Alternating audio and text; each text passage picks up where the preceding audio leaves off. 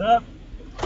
So as I'm recording this, I've finished officially my first full year of teaching. So I'm pretty tired, my leg hurts, I have to do a rehearsal tonight, but I'm in a pretty good place so far emotionally. And I decided to go, and as soon as I was checked out, I had just enough time, so I came over here and saw Baywatch, because that's how you should start the summer. So before I talk about the movie, I gotta talk a little context. Just because I think I'd be pretty pissed at this movie if it was something other than Baywatch. But I gotta talk a little context. So I am a fan of Baywatch, but I'm not a fan for the reasons you might think. I actually, for those who are too young, because I forget sometimes how young some people are, and have never seen Baywatch, it is something that has to be seen to believe. It is, without a doubt, one of the stupidest shows you will ever see in your life. And one of those shows, unlike something like Power Rangers or Batman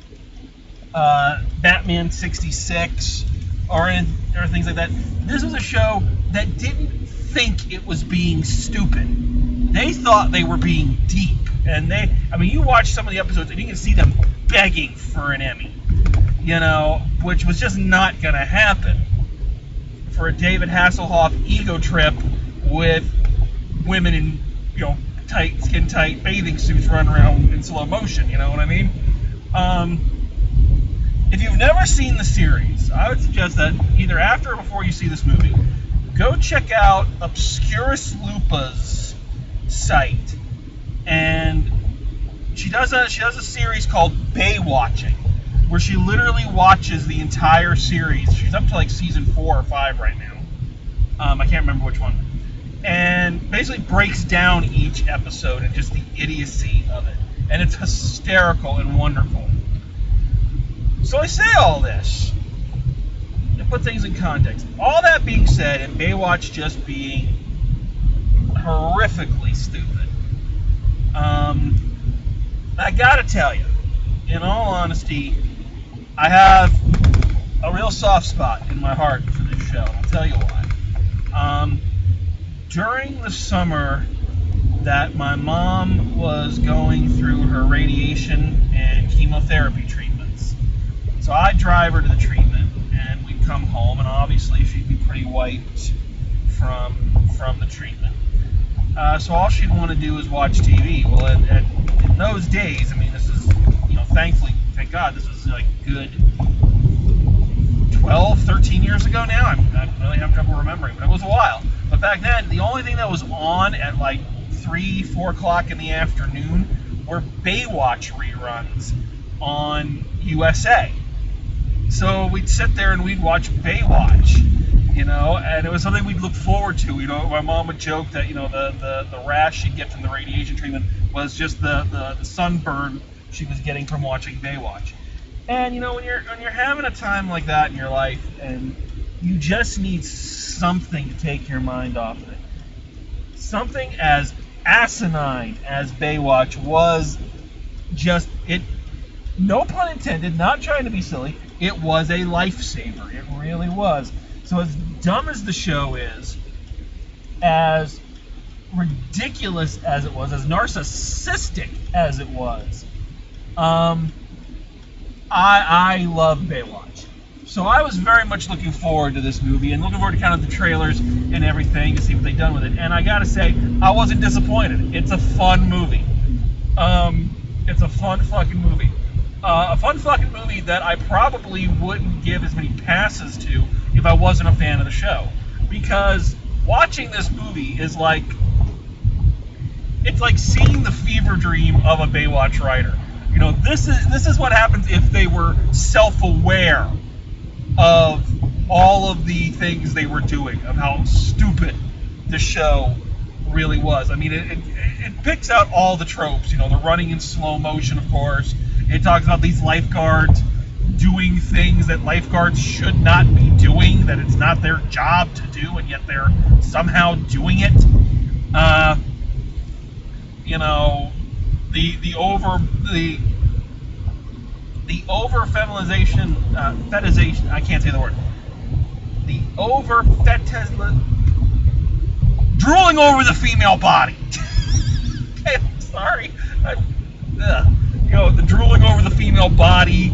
The over sexualization of the male body, because they did that a lot on Baywatch too. The only difference is The Rock actually has the body to do all the things that David Hasselhoff wishes he could have done on that show. I mean, seriously, The Rock, there could not be better casting for Mitch Buchanan to take up from David Hasselhoff than The Rock. Because, seriously, all the things they do with him about how he's the greatest man ever, he's the son of the sea, and he's this big, tough, really that jack of a guy, that is all that David Hasselhoff wishes. When you watch Baywatch, you can tell that is that's his embodiment. That's his totem. That's who he wishes he was. I got to give a lot of credit to Zac Efron, who I've never really seen in much. As anybody who knows, who saw the show I directed this past year, I'll tell you that I only watched maybe 3 minutes of High School Musical and then vomited. But I got to give it to him. He's kind of come a long way and grown up a bit out of the Disney factory. He's jacked too, man. I gotta give him credit. He's rock hard there, and has some really good comic timing. He and The Rock had some really, really good back and forth. And it is a buddy movie. It is a buddy comedy. I'm not saying a bromance. It's a buddy comedy, and it works really well. The two of them have really great chemistry together. The ladies, sadly, all kind of run together, but unfortunately, again, that was kind of the trope of the show, is that they had, you could watch the show and go, okay, Pamela Anderson is, of course, the girl we're all supposed to know, but you'd have a hell of a time knocking down what one of her character traits is, apart from being new agey. That was about it. Stephanie Holden's character, her whole character on the show was that she was the flat-chested one. Seriously, she was the smart one, so she was the flat-chested one. That could not have been. People like to pick on Power Rangers for the blatant, the racism of the costumes. Well, there's a sexism one for you. So all the ladies' characters tend to run together, but all the ladies playing the characters did a pretty good job. They were funny. They owned it, and I think that was kind of what takes us away from being, that same kind of male fantasy that the show was, and just being a fairly self-conscious show, is that all the ladies, I should say, they owned their sexuality in this. And it's just downright funny. It was a funny freaking movie. They created a new character. I really like this guy. And I don't know the actor's name. I know the character's name was like Ron, I think. He's like this fat little or chubby little Jewish kid who wanted to be a lifeguard because he was in love with one of the lifeguards. And he's supposed to be like the sad, doughy loser amongst all these jacked up and really athletic people. Kind of that everyman. Kind of that person who's like, no, we shouldn't be doing this, or a real human being can't do this. And he plays that part really well. He does a fantastic job. All of them do. They're all funny. If I had nitpicks, I've got a few small nitpicks for it. The main one being, and this is to other people this may seem trifling, but it is to me I had the same problem with Power Rangers, honestly. You have these two shows, both of which have two of the most recognizable and awesome theme songs ever, and you use them for like a split second at the most inopportune time. They did not do the Baywatch theme song in here. It's like, that is one of the great 90s theme songs. How else are we supposed to know that they'll always be there forever and always? They'll always be there. You don't now. Oh man, and I was pissed when they finished the credits. I was like, really? They're not gonna do?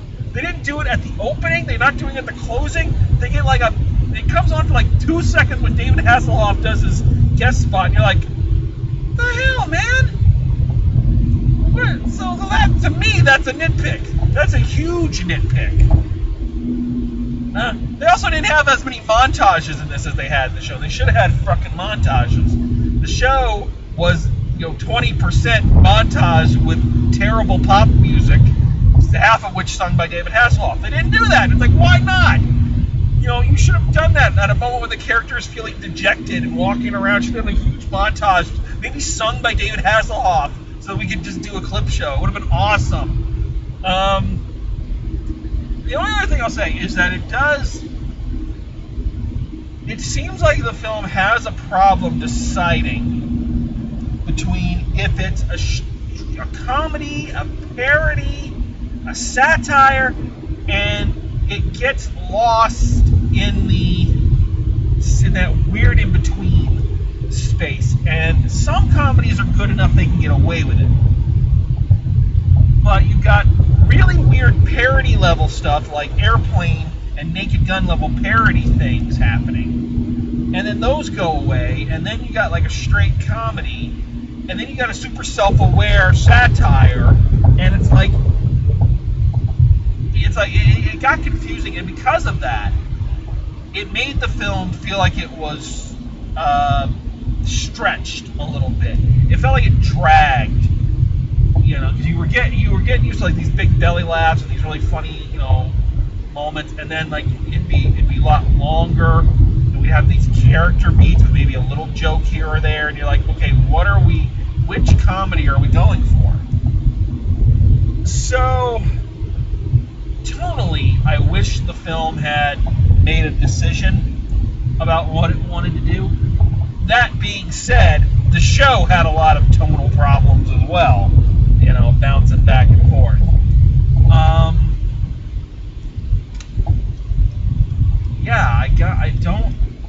There's not a whole lot to review here. The plot is pretty straightforward. The Rock is incredibly funny. Zac Efron. Yeah, it's just an all-around good movie. It did have. I feel like in a way I'm a hypocrite because one of the things I got mad at with Snatched is that it had a lot of gross out and immature humor that really weighed it down to me. This has some gross out moments and a huge amount of immature humor, and for some reason it doesn't bug me. And the only reason I can come up with in like the 5 minutes I've been thinking about it is because the show wasn't unbearably immature. Like I say, this movie is the show basically, ironically, with steroids injected into it. Everything about the show is just blown up to be even bigger and self-aware, as opposed to believing that they were actually telling these really deep stories. It was, no, this is this is all dumb shit. This is all, this is porn before the internet came along. So I appreciate that. I think that it did exactly what it was meant to do, and did it, I think, in a good way that the parody does. Did it with a honest, you can tell it was a love letter to the show. They appreciated the show. It was not. This wasn't a parody. There are some parodies that come out these days that they're laughing at you for liking the thing. They go, ha ha ha, aren't you stupid for liking this show or movie or whatever. And it's been a really long time since a film like anything Mel Brooks has done, or Naked Gun, or anything like that, where they're not saying, you're stupid for liking this. You like it in spite of all this, or sometimes because of all of this. And I think this movie really hit that, and that's where it was hitting. The parody part is perfect, where it's saying, we know this was the problem with the show. We know that this was the stupidest part of the show. But be honest, you loved the show because of this. This is what made the show the show. And truth be told, yes, that is why I loved the show. So yeah, I really I had a good time watching this. Great, an instant classic. I don't know. But it is a comedy I do hope they do a sequel to. I'd love to see Baywatch 2 and have them do even more tropes and hit more of the things that they missed with this. I would love it. So yeah, I had a great time. So school year is done. Summer's starting up, and summer's going to be a whole other adventure. Not a fun one. I have to do Saturday classes anyway. So, but I gotta have some more free time. Gotta get ready for my second year. Gonna go home for a little bit. I'm looking forward to it. This is a good movie to kick off the summer with. So everybody out there have a great summer, and it's gonna be a fun one at the movies. So drive safe, and I'll see you at the movies.